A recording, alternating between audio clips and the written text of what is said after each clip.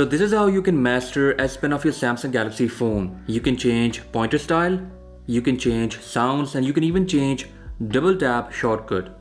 So this app is called Pentastic and it is available in the form of Good Lock module on the Galaxy Store. Link for this app is also down in description, so do check it out. After installing this app, you will see this type of interface where you can change the style of air command.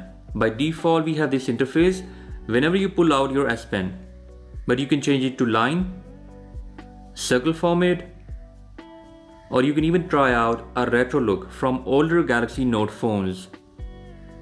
After selecting each style, you can further customize it, like changing its background brightness and blur. Next cool thing that you can do with this app is changing the pen style.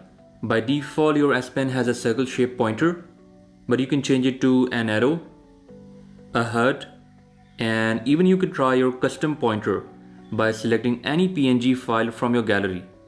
For example, I have selected a Lambo here as a pointer for my S Pen. I think this is a really cool feature. What do you think about it? Let me know in the comment section. Also, you can change the sound of your S Pen when you are pulling it out for the first time. Once again, you can add a custom sound from your download section.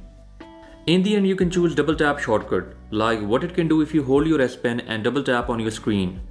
You can select any app from your phone as a double tap shortcut.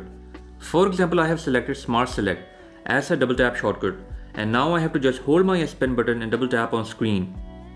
Now you can choose any part of your screen with this handy shortcut. So this is Pentastic, that I think is a fantastic app for your Samsung Galaxy phone that has an S Pen.